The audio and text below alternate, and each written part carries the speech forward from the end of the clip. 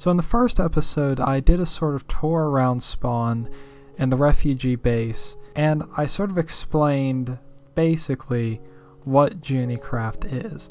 However, there are some key things I left out in that video, and one of those is going to be the topic of today's video.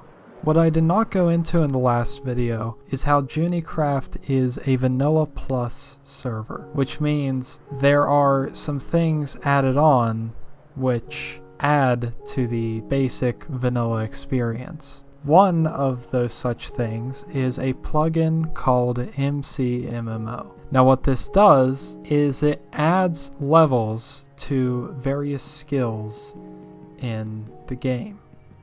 So for example, combat, excavation, wood cutting, things like that have skill levels attached to them, and you can level up in those skill levels by doing those skills. Another one of these skills is mining, which I am currently level 717 in. So obviously I've done a lot of mining so far. I mean, too much. And I want to do some more because I would like to get to level 1000. I'm also mainly wanting my spot as first place on the leaderboard back. So, got most of my stuff ready. Got torches. I'm going to be working with a fortune pick so that I don't have to leave to repair my pick. Now, this is not going to be a strip mining session because caving, as it turns out, gets you levels a lot faster than strip mining because you're basically constantly mining ores. There's a cave right here. Doesn't go anywhere though. There's a cave right here. Ow. Okay then.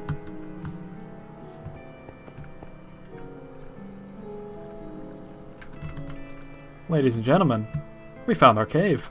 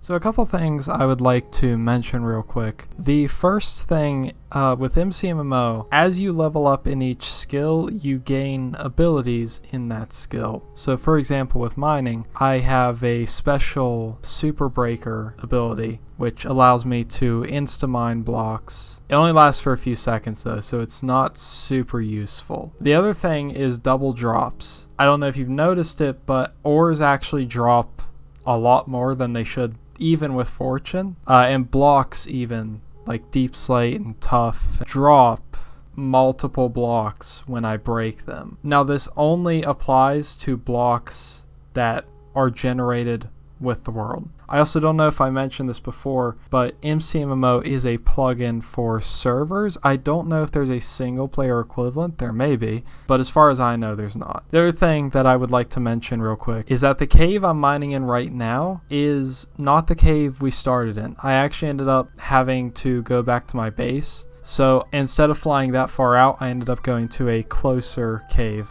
which is where I'm at now.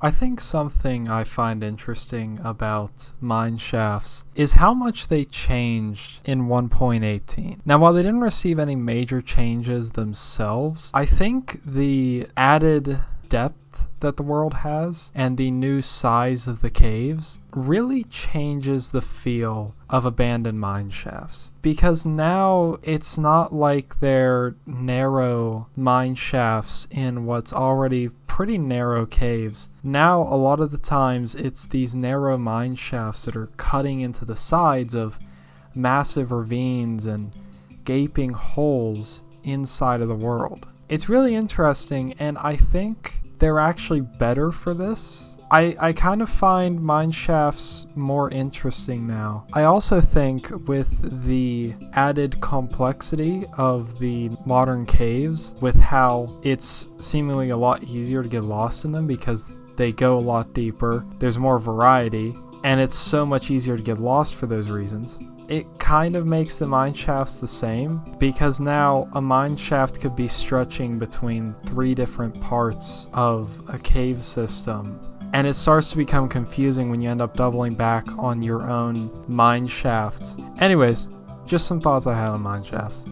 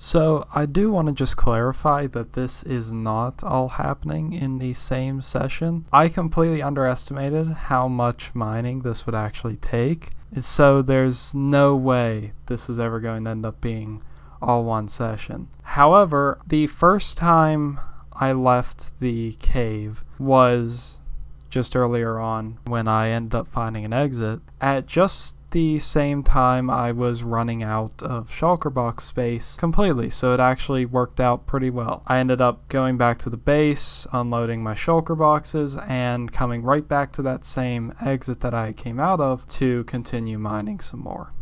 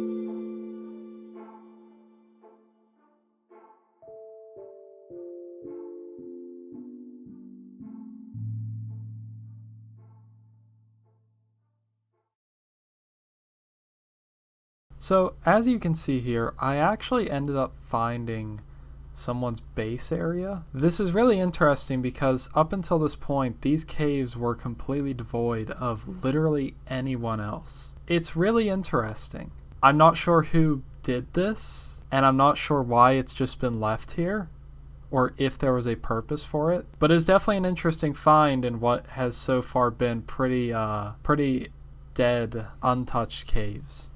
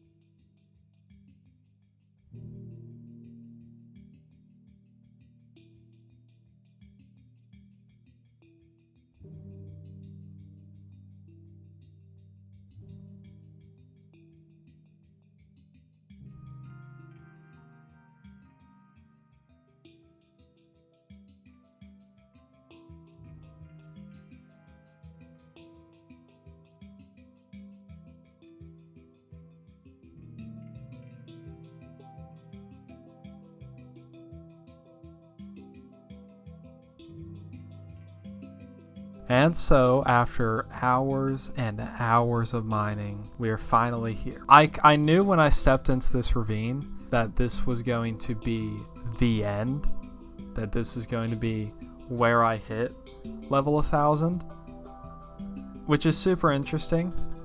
Felt like a sort of endgame type thing. This was a lot of mining. This was a stupid amount of mining. I don't recommend this. I really don't recommend this. This was so terrible. But in this ravine, I hit level 1000. Now, unfortunately, my live reaction to hitting level 1000, the audio messed up. So that's unfortunate, but either way, I did it. We reached the goal of this video, and I wasted no time getting out of that cave because I'm done with caves. I don't want to look at them. I'm done. I can't. I'm done. Nope. No more caves. Nope. So after all that mining, I managed to get several stacks of diamonds, a bunch of lapis, redstone, and an absolutely stupid amount of copper. All of this and all of this came from that caving session. But we got all this iron and some gold that now needs sent over there to the super smelter. So, you might be asking, why did you do this? Why did you spend all of these hours gathering 1,000 levels in mining? Well, the resources are nice, but that's not really why. What is the real reason I did this? Well, as I said in the first episode, Spawn, much like last season, is home to a shopping district of sorts. But there is also another purpose for Spawn this season, a purpose that we will be diving into heavily in the next episode.